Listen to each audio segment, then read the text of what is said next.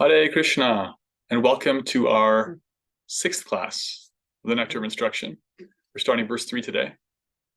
Our progress in Nectar of Instruction is kind of like front-loaded. We did three classes for the first verse, two for verse 3, two. We're going to try to do two for verse 3, maybe two for 4, and then it's going to be a big rush because the Nectar of Instruction is really, really practical, and then it gets into like more esoteric, kind of like goal-oriented stuff. Which we'll also touch on, but so we're going to start on the third verse today, the 6 favorable items to devotional service. And we'll start with some kirtan. Musicians' audio on.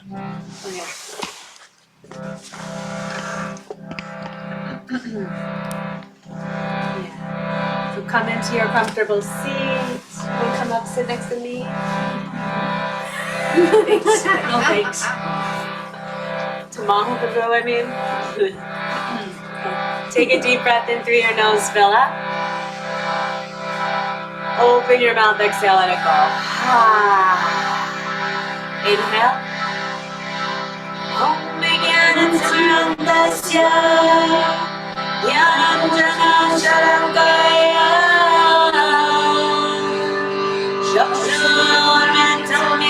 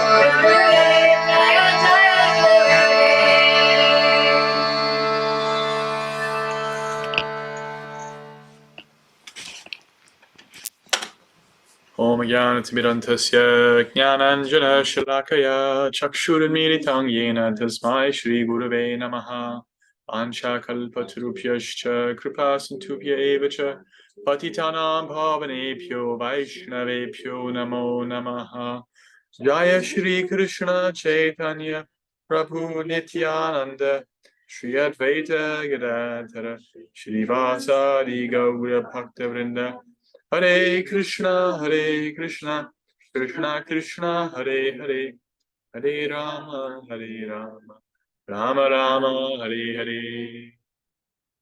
Hare Krishna. My favorite time of the week, Tuesday evenings.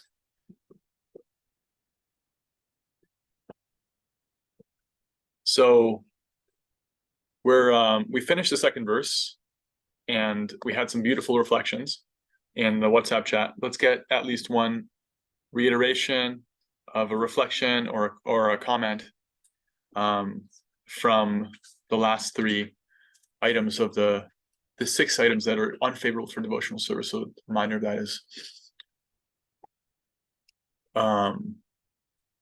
it was Atyahara Priyasa Prajalpa. Niyamagraha was being too attached to the rules and regulations or whimsically abandoning them. That's a 2-for-1.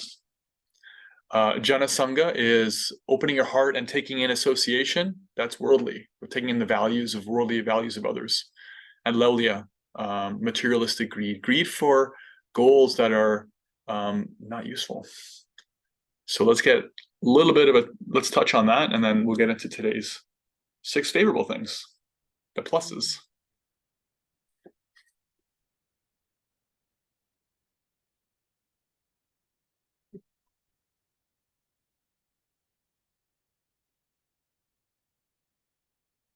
Here comes Aaron.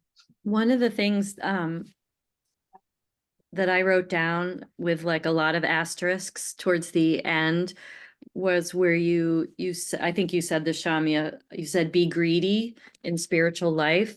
Yeah.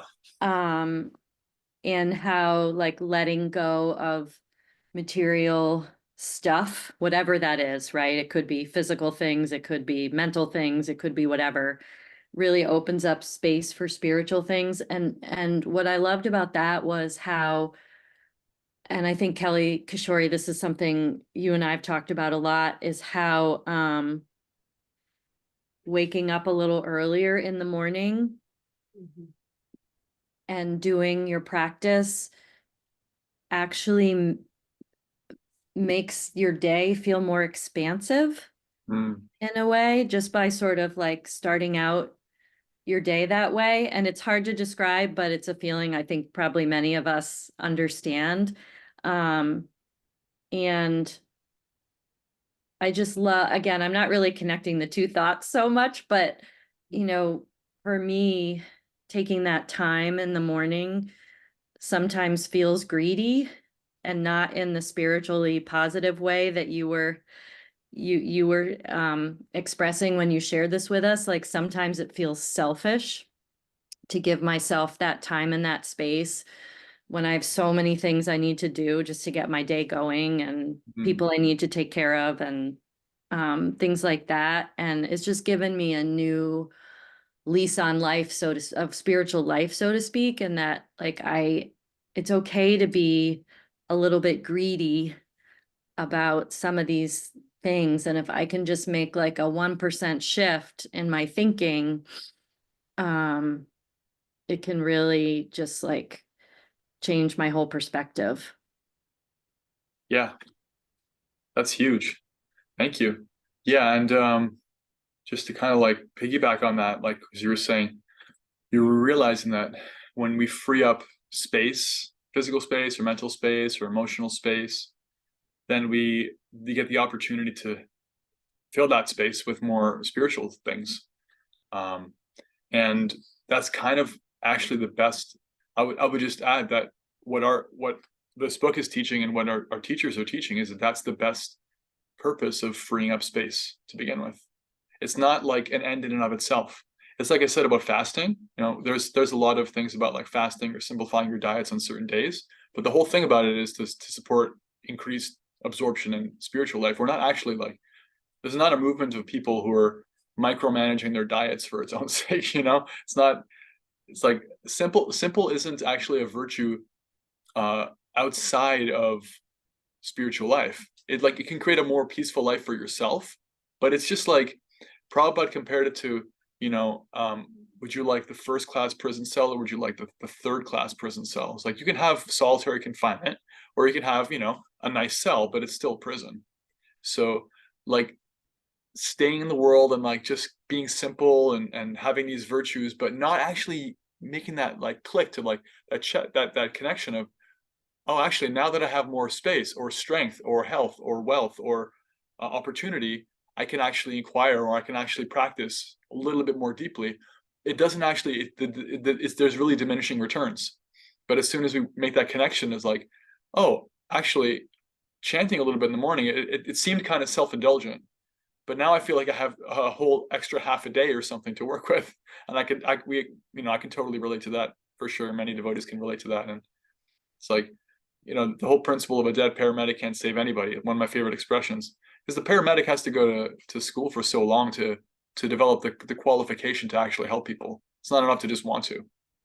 They get qualified and they work out so they can actually, you know, like jump into a difficult, like firefighters have to work out and be like able to lift burning pieces of rubble and stuff. It's not enough to just want to make a difference. So it can feel self-indulgent, but actually when we're doing the thing that qualifies us to do what our services are, including, you know, just taking care of kids and the world and money and our house and everything, then that's actually, it's our right. It's actually like part of our quota. We can do that and it helps. And what you're realizing or will realize is that your capacity to do those things will increase. You know, like we only get 24 hours, but somehow when we front load it with Krishna, our capacity, we become more efficient with our time, you know, because time is lost in the mind, time is lost through spacing out, time is lost through inefficiency or not knowing what to do next or doubts or different things. And all those things, like those creases are folded, everything becomes smooth when we're actually putting Krishna first because he helps. Yeah, the mind becomes the friend. Huge realization. Wow, bravo. Yeah, spiritual greed. Great. One more reflection from greed, association with materialistic persons, or 2-for-1 of over attachment to rules or over whimsicality with the rules.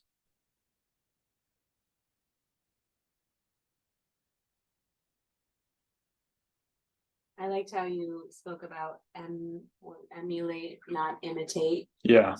Right, and like Yeah. making sure that you right, you were referencing that towards not trying to be at a higher level than you are, Right. and really like emulating what the example of our teachers. But Yeah, emulating means having the same destination, but not imitating means you're not pretending that you're there yet, right, when you're not. And the example I gave, a relationship to that, was from Bhaktivinoda Thakur of climbing a ladder, that you have to take it one rung at a time. And if you try to go too fast, you'll just slow yourself down because you'll trip all over yourself. And you could even fall back down further because you're trying to go too fast. But if you take it too slow, he also says that's equally a problem the other way. So it's like this science of knowing where we're at and then readjusting where we're at now, because presumably we're moving forward. And so that means we have to have that goal, and we're emulating those teachers. And at the same time, we're not lying to ourselves that I'm actually like able to do that 100% when I'm not. mm-hmm. Yeah. Thank you. Mm-hmm. Great. All right. Moving into verse 3. The pluses, the positives. Yeah. So I'll share the screen as we read the verse.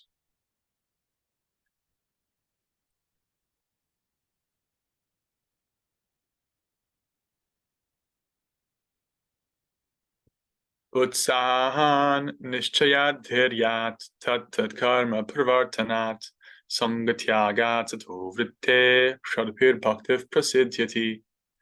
There are 6 principles favorable to the execution of pure devotional service. 1, being enthusiastic. 2, endeavoring with confidence. 3, being patient. 4, acting according to regulative principles such as Shravanam, Kirtanam, Vishnu, Smaranam, hearing, chanting, and remembering Krishna. 5, abandoning the association of non-devotees. And 6, following the footsteps of the previous acharyas or teachers. These 6 principles undoubtedly assure the complete success of pure devotional service. Can you make a clarifying point around how number 4 says act according to the regulative principles, and what he's referring to here is actually different than Yeah. 4 regulative principles? Yeah, so regulative principle means in general, that expression in a vacuum just means like principles around how you like organize your life. So the way we use it in the International Society for Krishna Consciousness, those exact words often refer to the 4 principles that one takes a vow to avoid at the time of initiation. So illicit sex, intoxication, meat eating, and gambling. And the time of initiation, one has come to a mature stage of having steadiness in relationship to those vows that I've shown myself, first of all, and my teacher, that I'm steady in avoiding those things, because I know that they're not going to help me. So I'm like philosophically on board, and I'm also like practically able to do it, and that's why I'm ready to take those vows. So those are the 4 regular principles, quote unquote. Now in this section, those words here, the actual Sanskrit is tat tat karma pravartanat, and the word for word you see means various activities favorable for devotional service by performing. So the performance of tat tat karma means those activities, literally those activities. So the context is those activities that are good for your bhakti. In other words, doing the things that are good for your bhakti will be good for you and your bhakti. It's kind of like really straightforward. It almost sounds like it's nonsensical, but it isn't, because it means just focusing on those activities that have been given to us. And here it's positives mainly. It's positives actually, because this is a verse about the positives. So it's saying doing the things that are good for us in bhakti. In other words, the devotional practices. That's why Prabhupada puts in brackets as such as Shravanam, Kirtanam, Vishnu Smaranam, hearing, Kirtana, chanting, and Vishnu Smaranam, remembering the Lord. The 9 basic processes of bhakti, which are there in the purport listed, of which the first 3 are hearing, chanting, remembering. Those are great for us, and we'll talk about that when we get to that particular item. Thank you. So my aim is to deal with the first 3 today. Deal with means try to do justice. It's, there's much that you could say, and you can go on. And actually, again, I'm drawing on Prabhupada, but also on Bhaktivinoda Thakur, who wrote pretty long purport on this verse. So I'll draw from both. And so the first one is utsahan. Utsahan means enthusiasm. Enthusiasm is a really interesting word. If you look at its derivation, anyone know what theos means? Theos, like from Greek, like theology. God, yeah, it's from Greek. So like theology means the science of God, right? Theocratic, the rulership by like divine rules or whatever. Entheos is the root of enthusiasm. Entheos means the God within, divine spirit, you could say, like being motivated by divine power. So enthusiasm is actually just even linguistically glorified as a gift. If you're enthusiastic for something, it's a gift, because what's the alternative? To be completely indifferent, to be apathetic. And it's not a good thing. Sometimes there's this misunderstanding about spiritual life that, oh, if I'm supposed to be spiritual, I'm supposed to like just not do anything and not care about the world. That's not really spiritual. That's actually a certain brand of spirituality that ends up in impersonalism, like where you don't engage in the world because you consider it like not real. You consider it not worth doing anything about. This is not my home. I don't belong here, which is true. But you never take that next step of like, well, actually, I am a spiritual being meant to act in relationship to other spiritual beings. And so one becomes just apathetic, lazy, inertia comes into it. That's not really spiritual. That's not exactly at all what our movement's about. It's about enthusiasm, but it's about enthusiasm applied properly. Once again, it's a thing that we have. It's a gift. It's God within. It's divine energy when you're enthusiastic for something. So being enthusiastic in devotional service is a really great thing. And we're going to explore that. So Prabhupada says in the purport, beautiful, beautiful statement. Bhakti is a sort of cultivation, he says. As soon as we say cultivation, we must refer to activity. Cultivate. I'm looking at the word cultivate here etymologically. To try to acquire or develop, as in a quality, sentiment, or skill. To prepare and use land for crops or gardening. Actually, Lord Chaitanya used this analogy that bhakti is like gardening. He compared the heart to a plot of land. I think it's in the Bible. The Bible also uses that the heart is like a plot of land, and what you grow from that is your crop.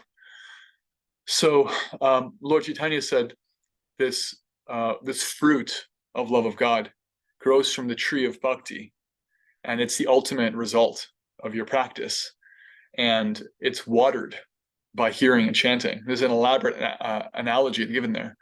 So Prabhupada is drawing on that here. It's cultivation, and he's pointing out that the word cultivation really makes it clear that we're talking about an activity.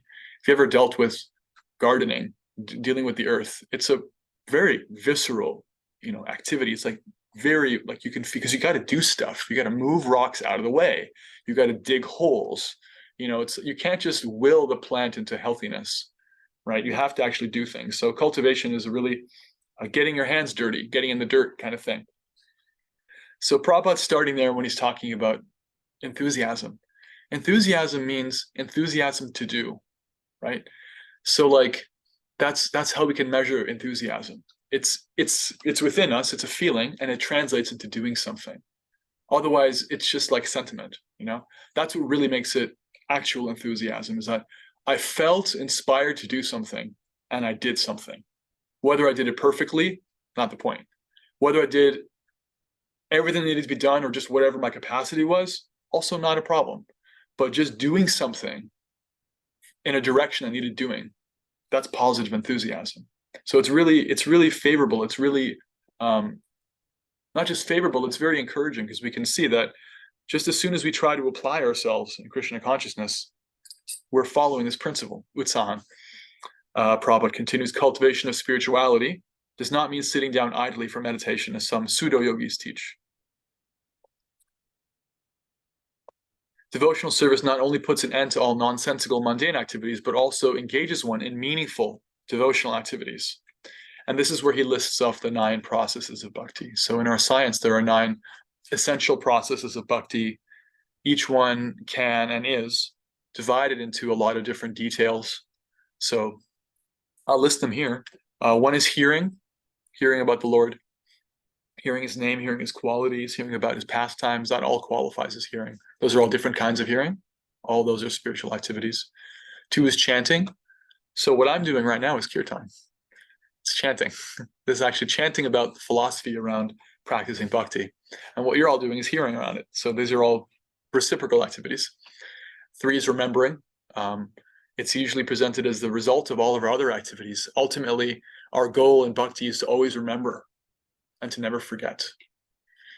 And that word remember, we broke that down in our Bhagavad Gita classes, to reconnect, like religion, reconnect, remember, as opposed to dismember, remember, reconnect to the Lord. For service to the Lord's feet, humble service. One subdivision of that is using your own feet in service. Doing parikrama, walking around in a pilgrimage, is a kind of doing of service by your own feet. Deity worship is a fundamental practice. So offering your food to Krishna, even to a picture, that's deity worship. Your deity is the picture of Krishna or of your guru. That's deity worship. But to speak of more elaborate deity worship here, or as you can see in temples where there's regulated 6 times a day, Krishna's fed and beautiful, elaborate, gorgeous, opulent. But the principle of just serving the form of the Lord, even in a picture. Offering obeisances, acting as the Lord's servant, considering the Lord one's friend, and surrendering oneself fully. So, utsahan, enthusiasm, means enthusiasm applied in any of these ways and applied in any of the subdivisions therein. And just to show you how generous and kind of all-pervasive this really is, it's not actually 9 things. It's actually like an infinite number of things. Because, for example, let's say you're enthusiastic you grew up and you're always enthusiastic to dress really nicely. That's just like the karma you have. You want to look good. You know, people like that. I'm not one of those people. Like, I'm not really that much of a fashionista. I'm not badly dressed ever, really, I don't think, but it's just not my I've never been enthusiastic about it, but some people really are, right? So it's not like, sure, like Kishori. So in good news, you can use that in bhakti really easily. And we're seeing that here. Like when we went to Vrindavan, she went shopping for Lord Chaitanya, and she's got an eye for the beautiful. And instead of just decorating ourselves, we decorate the Lord with that beauty. And so being enthusiastic about beauty and clothes, it doesn't go away. It just applied for Krishna. And that's actually like a gift, because all the best deity worshippers I've ever met are people who love clothes. Mm-hmm. They love dressing. They love detail like that. They're very visual. And it's a gift to be enthusiastic about something. So that science of connecting on enthusiasm with a devotional service under guidance, like how to do that. That's a really beautiful way to up level in bhakti. Is find out what you like to do, what you're good at, what gets you interested, where your fire burns, where your enthusiasm, the God within, and how to apply that in Krishna service. Like perfect, because just like 2 hours ago, I sent out the survey for everyone to share their passions and gifts and skills so that we can engage them more. Yes. In service. What are you enthusiastic about? What would you like to see more of? And then we're gonna kind of brainstorm how we can, what the patterns are, what people want more of, and how we can accommodate that. That's what bhakti is. So fill out the form. Filling out the form is also bhakti. So this is from Bhaktivinoda Thakur. Without utsahan, without enthusiasm, one becomes negligent in their worship. Negligence is born out of inactivity, apathy or indifference, laziness or inertia. When enthusiasm is generated, laziness and inertia cannot remain. You think about that, right? Like you have that feeling where you're just like, let's say it's a Sunday morning, you had a late night, your stomach's still full or whatever, and you didn't sleep enough, or maybe you slept too much and you're lying in bed and it's like hard to even move. You're like, I could just stay here. I could just stay here all day. That's inertia. That's laziness. And so how do you get out of bed? Ultimately, you got to start thinking about breakfast, or I got stuff to do, or even if it's like your day off, like I want to relax in a particular way. I actually don't want to sit in bed. I want to read a book that I've been putting off, watch a movie. You have to be enthusiastic about something to actually move, to actually get that engine started. So we can see that relationship there between enthusiasm and inactivity. They can't coexist. As soon as you're enthusiastic, your eyes are awake. At the very least, it takes you out of tamas and into rajas, out of the lowest mode of material nature, which is like inactivity, ignorance, blindness, sometimes depression, like lamentation, darkness, and into activity. It may not be the best activity, but one of the symptoms of depression is apathy. Apathos, again from Greek, not feeling anything. I feel numb. I don't care. I don't care about people. I don't care about relationships. I don't have any passions. I'm not driven. As soon as you find something that you care about, you invest in that, you at least go from tamas to rajas. So similarly in our devotional life, that's a baseline, not being in ignorance, coming at least to passion. But really, we're dealing usually with the higher strata of devotional activity, where we don't really just want to be resting on our laurels, so to speak. It's beautiful to chant Hare Krishna and feel satisfied by that. And it's even more beautiful to be like, okay, I want to increase in my practice, or I want to share with others, or I want to do something to give back because of how grateful I am for this gift of peace and well-being that I have in my life. Whether that's my time, my energy, it can be money, it can be a service, something you do. That giving back to Krishna, that's actually way beyond coming out of ignorance and going to passion. That's in the realm of like not just being devotionally content, but really acting as a servant, really acting in relationship to Krishna. That's a very, very high thing. And it's a huge, huge up level in bhakti, because it's not it's not difficult to come to a point where you experience tangibly, I'm getting a lot from this. I'm feeling peaceful. I've lost some bad habits. I have more happiness. That's actually, it comes pretty early. Rupa Goswami talks about the nectar of devotion. That's actually a pretty early result of one's practice. And so one of the reactions to that can be like, the Sanskrit is taranga rangini, riding in the waves of the side effects of bhakti. One of our acharyas described, like, you do devotional practice, you get some positive effect, and you sit there basically riding in the waves, just like enjoying for yourself and not doing anything about it, not growing, not giving back. It's not the worst thing, because at least you're practicing bhakti, but it puts a ceiling on your growth, because there's a way in which it's a relationship. Just like babies get so much from their parents, but they don't stay babies forever.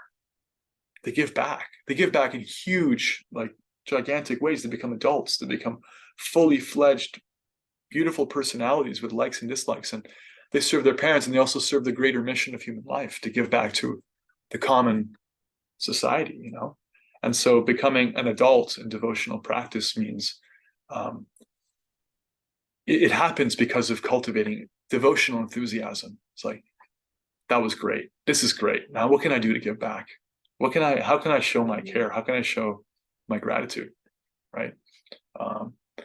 At least how can I find what I love doing, and like just tweak that and turn it towards Krishna. So I'm still doing what I love, still dressing, still making things beautiful, but now I'm dressing Lord Chaitanya. And you can ask Kishori, I mean, how much fun is it to dress the deity of the Lord compared to how much fun you've had dressing your own body? It's just not really, Fun.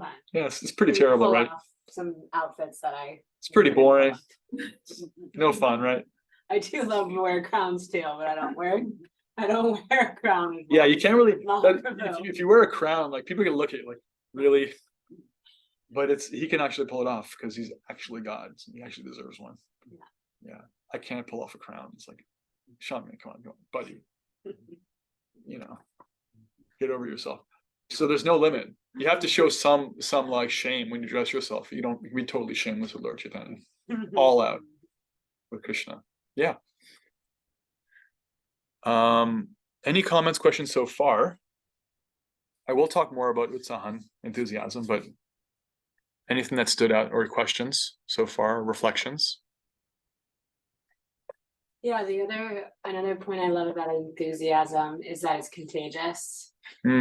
Yeah. And that can be, it's infectious, right? And that can spread and really penetrate a room and help uplift somebody else, and help bring somebody else out of tamas, or to just smile, right? Or to just be like, wow, look at what that person's experiencing. Like that's possible. Right.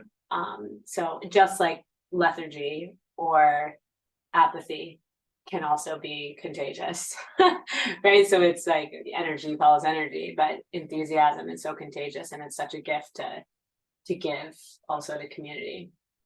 Definitely. I remember as a monk, just feeling that, being surrounded by young, energetic devotees who trying to give their life to Krishna, their enthusiasm really helped me. And I know that whatever I was enthusiastic about would also help them. It's like, that's the power of Sangha, is that we get to feed off of one another's enthusiasm. And often it's like, we're not always enthusiastic about the same things. Like I'll never be as enthusiastic about dressing the Lord as some people I know. Yeah. And at the same time, I definitely grew into that to some degree. Like I did a lot of deity worship as a devotee, and I'm living in a temple, and I'm doing deity worship now. And even though parts of it are with my nature and parts of it aren't, when I'm in touch with people who are enthusiastic about the parts that aren't, like I actually become stronger in that. And when I share what I'm enthusiastic about, then I actually can see that whether or not they were enthusiastic about it before, they get a lot of, it's a gift, actually. It's a gift that we share with each other. Right. Your enthusiasm for Shastra is also so inspiring for all of us, right? In the way you Thank make you. it relatable. Yeah. Yeah. And in kirtan, this really comes out too, because kirtan is like in a way, it's the ultimate expression of group enthusiasm. If you think about it, like, what do you do when you're enthusiastic about something? What happens if your team wins a sporting event, or your best friend gets married? You dance, you sing. It's like, that's what we're made of. We're little dancers, little singers. That's what we do when we're overflowing with enthusiasm. That's just like what we do for fun.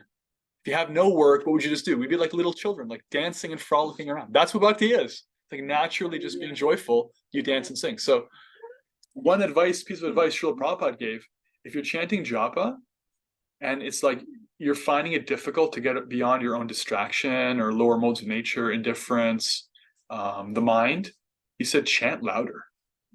Chant louder.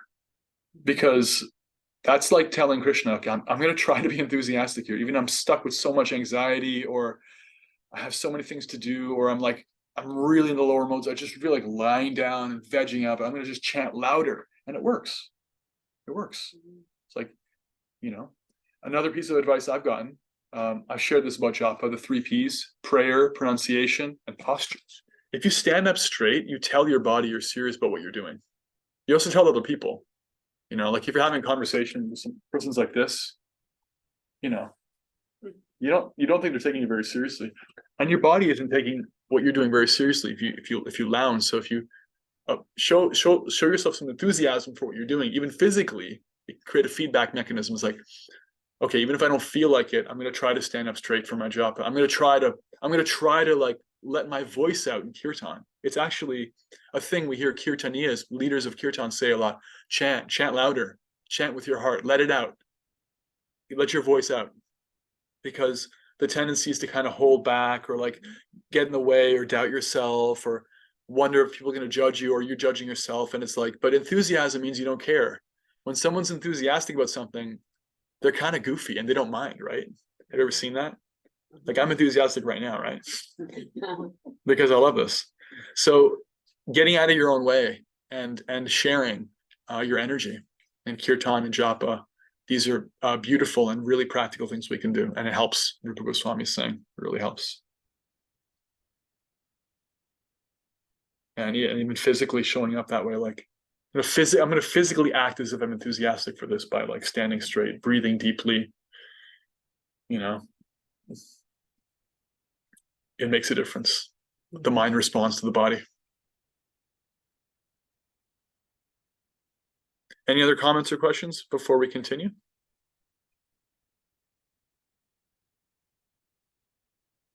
Utsahan even sounds enthusiastic. Utsahan. Okay. Continuing with Bhaktivinoda Thakur's commentary. Lost my place. Okay. He's got such a long purport. There's just so much you could say about these things. Sahan. Enthusiasm. So he talks about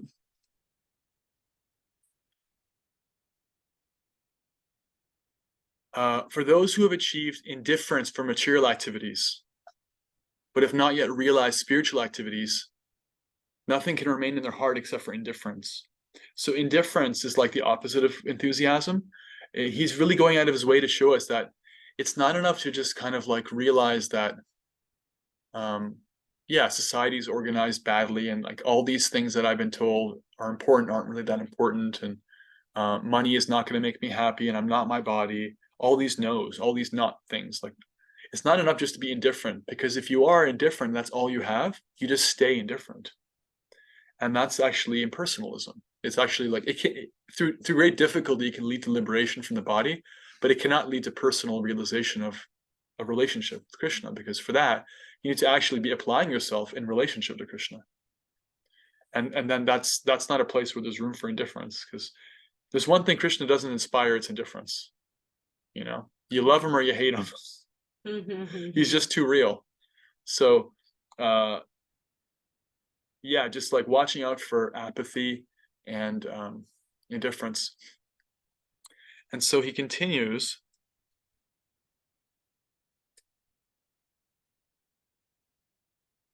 Let's see here. I have some notes. Right. We should not lose enthusiasm because we have no strength to destroy the reactions of karma. In the beginning of devotional service, the practitioner must have faith with full enthusiasm. So sometimes one of the impediments to enthusiasm is we start to see that we personally do not have the capacity on our own to overcome the results of our own previous activities. That can be disheartening. And that feeling of being disheartened manifests as a loss of enthusiasm. That's why, by the way, that's why it's really important to be always bringing new people into the movement of bhakti, because they always naturally have enthusiasm at the beginning. When we start to practice bhakti more and more, and we start to see our own impediments, one of the things that can happen is we start to think that, oh, I can't do this. Consciously or unconsciously, think, I can't do this on my own, or I can't do it. It's not going to happen. And if you think you can't do something, it's impossible to be enthusiastic about it. Because all that like being in your head and judging whether I can do it or not won't let you do it. If I think like I can't hit that note, I can't be enthusiastic in kirtan. It doesn't matter if you actually hit the note. But if you think I can't, so you don't actually say, you don't actually chant in kirtan, you hold back, there goes enthusiasm. There goes the devotional practice. Because you overthink it. I can't do that. I'm not good enough. I'm not this enough. I have too many obstacles. I'll never get there. I can't get there. I'm not really a devotee. Yet you're suffering from imposter syndrome. All that stuff that the head can come up with can get in the way of enthusiasm. Bhaktivinoda Thakur says there's two kinds of devotional practice: fixed and flickering. Right? First, we practice devotional life in a kind of like on and off way. It's not steady.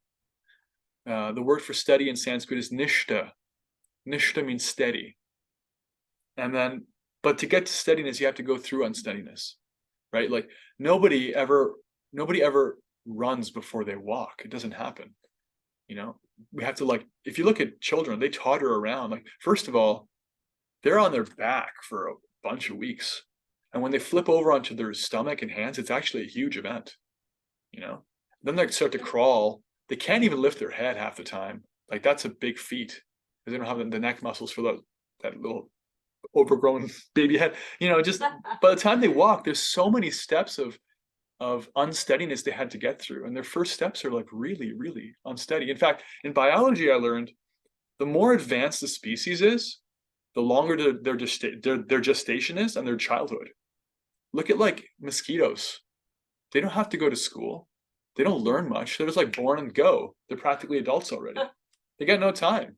They're going to live like this. Like they're here and gone. Monkeys take a lot longer. Dogs, human beings take a long time. We're aiming for the most wonderful thing.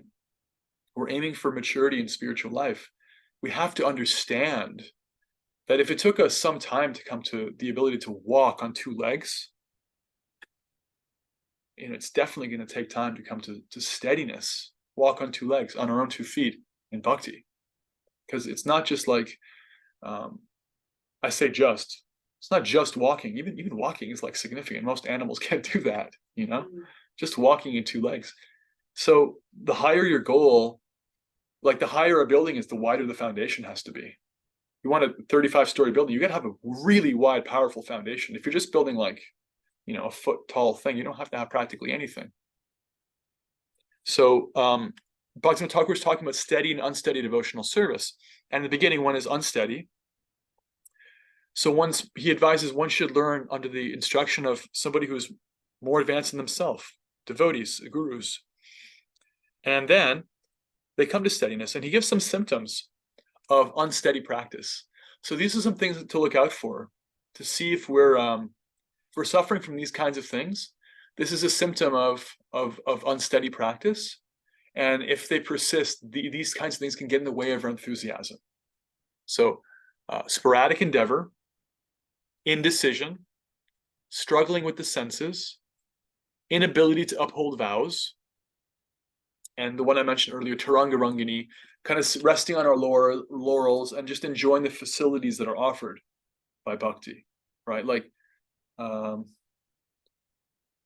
okay, so I'm giving class, and if I start thinking I'm everyone's gift to bhakti because I'm the teacher and they're learning from me, because I get a lot of respect for that, so that I get to my head, I cannot be enthusiastic for my practice anymore because I think I'm actually like a hotshot, you know? So resting on my laurels would reduce my enthusiasm for my devotional practice, because why would I have to work on anything? I'm already perfect. See how they praise me for my class? I'm great. Because that's going to come. When you start doing things in devotional service, you will get appreciation. But if you like make that everything and you kind of rest in that and you don't use it as an opportunity to express back to Krishna and the devotees your gratitude and grow in that relationship, you stop, enthusiasm gets halted. So the last thing that Bhaktivinoda Thakur talks about with relationship to enthusiasm is our relationship with the holy name. We've heard about the offenses in the chanting of Hare Krishna. One of the offenses is to be inattentive in our chanting. And Bhaktivinoda Thakur goes out of his way to say that inattention is the root of any other offense, actually. So inattention is a really interesting thing, because inattention's kind of like the main avenue, the main arena where we struggle or apply ourselves. It's where we have our agencies. Like we can't necessarily fully attend to the holy name because our mind is distracting us. And at the same time, we're not fully victims of our mind. We have some choice. Even when we're distracted, we have the choice to be like, please, I'm begging you, my dear mind, one syllable, just be with me for one syllable, right? And that attempt to be attentive, to be present, that space where we can apply our agency is so important that if we don't apply it, then we can create other offenses to the holy name. We can start to think it's imagination or take the devotees for granted, etc., etc. So in other words, our enthusiasm for the Hare Krishna mantra depends on our attentiveness to it. So these are some of the ways in which enthusiasm plays out in our lives. And the very last thing he says is that the word Shraddha means faith, but enthusiasm is the life of faith. Enthusiasm is the life of faith. Faith without enthusiasm is meaningless. Many people think they have faith in God, but because they have no enthusiasm, their faith has no meaning. Right? So faith and enthusiasm are not synonymous. Enthusiasm is like, what do you do about your feeling, your conviction? If you're convinced, what do you do about it? That expresses your enthusiasm. Make sense?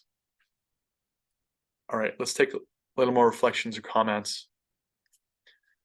We talk about ways to connect what we're enthusiastic about in material life to Krishna service. We can start talking about that, or anything else that stood out before we move on to determination. Yes. I really liked the conversation around how steadiness takes time. I think I'm seeing that out in an example of a friend who recently had a baby. And to your point, 9 months to make a baby is a long time. Yeah. And now it's like she's going through all these things of relearning about what her body is. Yeah. And her body is not what it used to be because it went through this large change. And now there's like this lack of steadiness in what she's used to going through. So it's really interesting to see what those symptoms are that you had mentioned, and like seeing them play out in some of her choices. Yeah. And also just being able to then apply that to like my spiritual practice is like having a material example of that just like makes it so much easier for me to be like, oh, I'm where I'm supposed to be. I'm like, why would I want to be somewhere where I'm not? And giving myself that grace in achieving more steadiness and that fixed versus flickering. Yeah. Being patient with yourself. Yeah. Which is the third thing we're going to talk about today. And I've already kind of really talked about it to some extent around enthusiasm. Yeah, that's a beautiful example. And that's really that's very wonderful that you're drawing inspiration from that apparently mundane thing, you know. It's not, because you're Right, it's you're so, able to it's so apply the common. principle Like, that's the thing too, is that like, people have babies all the time, all the time. all the time. So it's like, to be able to see that Hmm. as like such a thing that happens all the time, to then be like, oh, I can apply that to my practice. Yeah. Because it's not rare. You're right? giving It's all birth the to time. bhakti. You know, Right. it's a whole thing. And Prabhupada, it's such a beautiful analogy that Prabhupada actually used in the purport. Did you catch that? Mhm. He said, when two people come together in marriage, the woman, you know, let's say it's a man and woman, and the woman may want children, but it's not going to happen right away. Even if they're ready right away, it may not happen that they conceive right away. And even if they do, there's still that 9-month process. It's a whole huge thing. So many things are going to change, and it just doesn't happen overnight, because it's such an endeavor. The tower is tall enough, the foundation has to be wide. So patience is required with ourselves. Yeah. One of the things that comes up with patience is Bhaktivinoda Thakur talks about, and Prabhupada, is that we have to trust that Krishna is in charge of the results of our activities. See, when we start a devotional life, practicing bhakti, it's really easy to be enthusiastic because you're getting results right away. And it's easy to still think what we've always thought, which is that I'm in charge of my destiny completely. I make the results happen for me. There's this kind of like almost mercantile transactional relationship we can have, because we've had that. We've had that in life. That's what karma is. I do this, I get that. If I follow the rules, I get this thing. That's what self-centered life is all about. It's like, I paid the price, give me my result, you know? But that's not what bhakti is. It's not like we're actually making it happen. So all the results we're looking for, up to and including pure love of God, but also including all the levels of purification up to that, they're actually gifts from Krishna in reciprocation for our advancement. They're part of a relationship. They're not actually given or owed because we're supposed to get it. They're freely given, which is what makes it love. You know, it's not love if I had to do it, you know? So part of patience is truly accepting that, yeah, I'm aiming for that. I'm not there yet. And I know it'll come. When will it come? Whenever Krishna wants it to. Bhaktivinoda Thakur puts it this way. It's kind of poetic. Let me find how he puts it.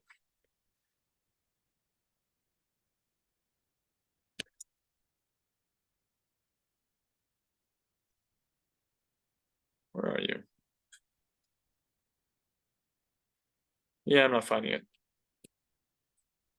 So he put it like, whether it happens tomorrow or in 100 years, Krishna can do what he wants, right? And I'm accepting his independence and I'm trusting in him. And so that kind of trust in Krishna breeds patience. It allows us to be patient and therefore enthusiastic. If you're stuck thinking I'm not there yet, or you're not gentle with yourself, then it's easy to lose enthusiasm. They're kind of correlated there. So one of the thing I'm kind of bringing out is a lot of bhakti is developing our trust in Krishna, and in ourselves, you know. So part of that is just seeing how he's acted in other people's lives, other devotees we know, but also devotees we don't know, like hearing about the lives of Prahlad Maharaj and, you know, Srila Prabhupada, or the gopis of Vrindavan, or just hearing about how Krishna acted in relationship to them, that he always comes through, and his dedication, his loyalty to his devotees. We start to practically see how he comes through for us in different ways over time. That builds that trust, that builds that conviction that, yeah, I know I'm not perfect, and I know Krishna will still accept me because he's just that kind of person. He always has been, and I see how he's accepted me through my imperfections. That starts as theoretical and it becomes like realized, that confidence in him.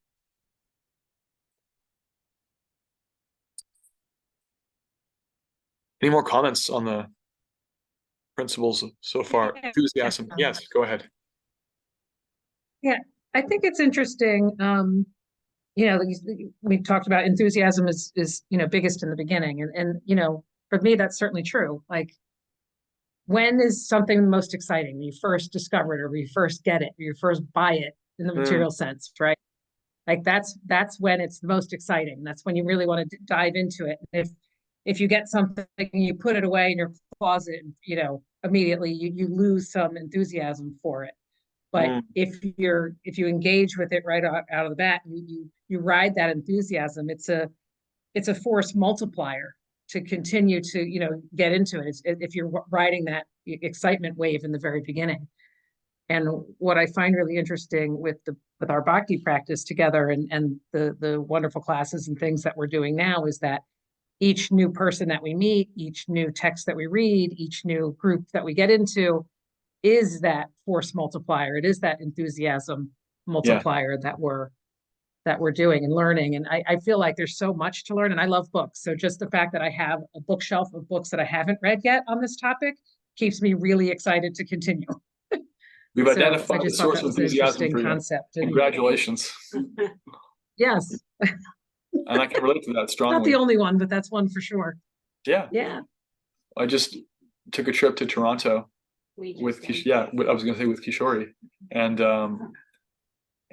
we visited family and different things, and there was also a bunch of things in the garage that were taking up space, and so some things I threw out from my dad's garage, and we brought back a lot of really beautiful Shastra, a lot of books, and we've further populated our bookshelf, and because I'm enthusiastic about those things, I'm continuing my systematic study. So yeah, and I appreciate your point about every other person that we meet in devotional service kind of rejuvenates that enthusiasm. Yeah, that's why Srila Prabhupada says that not just he says, all of our acharyas have said that devotional service is practiced in Sangha. Yeah, it really has to be, because it's like an experiment, you know. In empirical sciences, you have to reproduce the experiment. It's like, oh yeah, that thing happened in my life, that was cool, but will it happen again? We do that in our own lives. We have to practice bhakti over and over again every day. But also we see it in other people, like, oh wow, look how they're growing. Look at how bhakti is working in their lives. It really does work. Look at how they're applying themselves. I should apply myself like that too. I should be so enthusiastic. You know, sometimes it's easier to see bhakti acting on other people than it is in ourselves, because of our own blind spots. Thank you.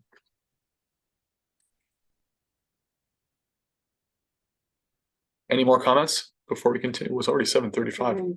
Okay, Yeah, I'll just continue then. Utsaha Nishchaya Dharya. So one thing about Dharya, determination. Srila Prabhupada was once talking to a disciple. The disciple was complaining, I mean, just like lamenting about how difficult it can be to deal with the material energy, all the lower urges and different things. And he said, oh, Srila Prabhupada, you know, Maya, this material energy, is a force of illusion, is so strong. And Srila Prabhupada looked at him and said, it's not that Maya is so strong. It's that your purpose is so weak. So your purpose is so weak. It's like, don't disempower. In other words, he was telling his disciple, don't disempower yourself that you're a victim of Maya. Yeah, she's very strong, but you have the capacity to resolve, to deepen your purpose, right? You can do that. So that's there in this principle of dharya, determination. One who has dharya is called dhira, sober-minded, calm, peaceful, because they're determined. Bhaktivinoda Thakur talks about in determination. He talks about how when one has doubts in the heart, then determination cannot remain firm in the presence of them. So we see, like, psychologically a couple of options at that point. If you have doubts, then necessarily your determination will falter. So what do you do about it? One thing is, you don't look at your doubts. You don't examine them, you don't talk about them, you don't admit them. That can work in the short term. It will fail in the long term. It will fail. This is really easy to do. It's bypassing. It's the reason why people with shallow faith are so fanatical, because they cannot examine their own doubts. It's so important to hear about Krishna and to understand him and to apply our intelligence, to try to answer our doubts. Because if we don't do that work, not that we'll answer everything perfectly, that came up in the nice conversation that Aaron and I were having, I think in the last class, that we can't be perfectly like knowing everything in bhakti. But if you never actually ask the difficult questions, why is it like this? Actually, this troubles me. I have a doubt about this. If that never gets addressed, if there's not like sincere hearing and chanting and the expression of doubts in a safe space, you're putting a ceiling on your advancement, because you'll never get firm determination, because your heart knows what your mind won't admit. Your heart will not be determined into something you have not answered doubts around. Doesn't mean you have to know everything, but there has to be fundamental trust. And fundamental trust comes from being honest about, okay, this I get, but this stuff over here like doesn't make sense to me, or how can I reconcile these two things? Like, so just airing that and having the space to air that makes 90% of the difference in my experience. Not even necessarily you have to have the answer, like the silver bullet. Just feeling like you can be honest about it, and you're not alone in it. Other people have asked those questions, and our philosophy deals with these things. They're not like swept under a rug somewhere. Then the heart can trust. Then we can go forward with determination, because we know, yeah, even if I don't have all the answers, my teachers have asked these questions. Nobody's bypassing here, and I'm not going to bypass. So I can be safe to be real and apply myself in this movement, in these practices of bhakti, because all my teachers are also real. There's no faking it here. When we get to that point, then we can really be determined. Otherwise, if there's constant doubts coming up and they're not addressed, we have a ceiling on our advancement. And Bhaktivinoda Thakur, he points out that the sincere hearing and chanting of Krishna's philosophy and Krishna's qualities and pastimes in association with the devotees is really what addresses doubts. So what you're all doing. So if you ever come away from this kind of sangha feeling more determined for bhakti, that's why. Because it works that way. Because the intelligence and then the heart can really get on board with the process through hearing and chanting. Because all the psychological experiences of a human being, they're all there in the Srimad Bhagavatam. All the kind of doubts and challenges, they're all there in the lives of our previous acharyas. And if we don't hear about those things, we can live like thinking I'm stuck. Nobody, I can't relate to it. Nobody can understand what I'm going through. Bhakti's not for me. I can't do this. I cannot be determined. I can't apply myself. But it's not like that at all. So having a safe space to hear those things and also personally reveal where we're at, that really, really increases our determination. Make sense?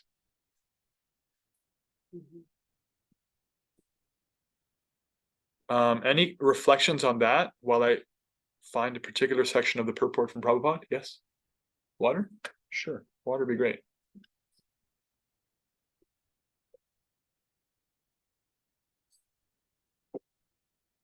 Let's keep that. So with determination, which it's also written as endeavoring with confidence, Right.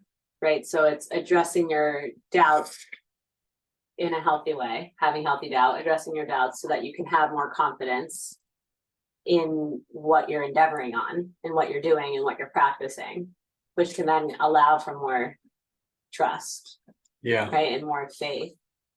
And it's, determination is also around like finding your service or, being spiritually greedy, right? Like there's so many different ways that we can be and determined to like live your dharma and, those types of things. Or is he talking specifically about like one particular thing? It's not one particular thing. It's anything that's favorable for bhakti. So one pattern and what I'm hearing you talk about is like having goals. If you have goals, if you have a clear stated goal that I am this person, I want to be like that, I want to live like this, either in terms of your inner values or specifically if it's like a measurable external thing, like you say, like I live from my heart, and that's manifested by my relationship with other people. I want to have relationships where I'm present with them. I make eye contact, and if you have these affirmations, these goals, then it's easier to be determined because you know where you're aiming at. And presumably those goals are things that are coming from your heart. You have you have a desire for those goals. So finding goals that are actually either directly devotional or are supportive of devotional practice. Like, oh, I want to let go of my anger. I have harshness and it's getting in the way of my relationships with devotees. And if I don't work on that, there's going to be a ceiling in my bhakti. So if I have, as a human being, if I have a realization that I want to work on that, that's not separate from my bhakti, because there's so much, I can show you, there's so much in Shastra about how the way we treat each other really shows Krishna a lot and how he cares about that, especially how we treat devotees, and ultimately everyone's a devotee, whether they know it or not. So this self-improvement, self-help, self-growth work, the parts of it that we're enthusiastic about and have determination around already, dovetailing that with bhakti is like, okay, yeah, I'm doing this work. And the next step is like seeing how doing that work will deepen is deepening your bhakti relationship with Krishna, because it is guaranteed. Being a more sattvic human being will make you a better devotee, as much as what Aaron was saying beginning of the class, like doing the thing of like having space and letting go of things that are not good for me frees me up. And it also makes me a better devotee, because now I have the capacity to be present. I have more room in my heart, in my attic, in my everything, my mind, for things related to Krishna. Yeah. And then So syncing those things up. And then being patient Right. for the result, which will be the third Yeah. one. So And this is another example of how, like, whether it's motherhood or your vision and goal setting, in spiritual and material life, these principles applied to everything. Yeah, in fact, the first 4 verses are really they could be taught in a school of like business management. They could be taught to athletes. They're so universal. And the last few verses, especially verse 5 onwards, are really for directly for devotees practicing devotional service. But they're universal. So when it comes to these first few verses, like when it comes to enthusiasm, patience, determination, find what you're enthusiastic about already, determined about already, and patient for already, and see how it can be dovetailed with Krishna. Like, see how, if you don't understand how, with guidance, don't be ashamed that you don't understand. Like, how is it that my motherhood or my fatherhood is actually relevant to my bhakti practice? Sometimes that misunderstanding can come, right? They're different. They're 2 different worlds. Well, not really, So how do I understand that? So that when I'm doing my duties of parenthood, which I must do, and nobody's ever going to advise you not to, except maybe some fanatic somewhere who's wrong. You do those things. When you're doing those things, then you'll see like, this is pleasing Krishna, instead of just like, oh God, another dirty diaper, right? Like, oh, this sucks. Why? Like, you'll have increased determination when you're not just doing it for your baby, which is already a pretty high level of motivation. Parents they do a lot. It's magical powers. But when you're doing it for Krishna, then you'll find whole new levels of enthusiasm, determination, and patience. So bridging that under guidance, like, I got to do these things in my life. Please help me understand how this satisfies Krishna. Or is it something that really doesn't, and I can actually safely let go of? And I'm ready to, like, I'm qualified to. Thank you.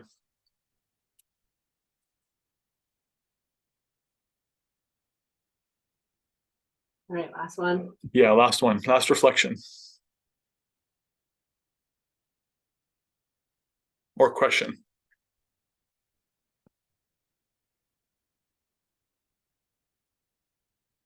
Anything that stood out?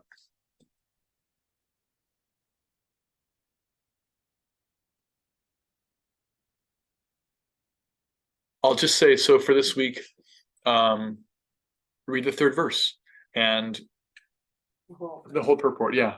And in terms of enthusiasm, determination, patience, reflect back something from the talk, the class, and offer a personal reflection of how any or all of these qualities have played out in your lives, in your devotional life, especially, like, or how you'd like them to play out. Like, it can be, for example, when I was 12 years old, I fell in love with soccer, And I would like to discover that level of enthusiasm for bhakti, where I just like consume World Cup soccer games and just like you know have to be called in for dinner 12 times before I come. Because if you see we're capable of that level of enthusiasm for something like soccer or anything, then we're capable of it for Krishna. You know, it's just that's what we're capable of falling in love. We're capable of becoming enthusiastic. So if you can, as an exercise, reflect on enthusiasm, determination, or patience, how it has played out, or how you'd like it to play out, or your thoughts on those qualities and how they relate to your progress in bhakti. Someone's comment in chat. Samantha says, "Thank you, Prabhu. Loved the enthusiasm. Thank you. Thank you for your encouragement." Can we get one more reflection or question? I know we can. Yeah, we can. I have one. So Great. I You win. really liked the analogy of how bhakti is like gardening, and we're watering our bhakti with our meaningful devotional activities. Yeah. So it's, I can really like see that and then hear it from what you're talking about. So Yeah, it's a really time-honored analogy. Prabhupada uses it. Lord Chaitanya used it. It's in the Chaitanya Charitamrita, and different acharyas have used it in different ways. Yeah, I even think it's in the Bible and other places too. It's just such a perfect analogy. So maybe I'll dig up some more details on that, what the moving pieces are around the gardening analogy. The watering of the seed is the faith in the basic faith in Krishna.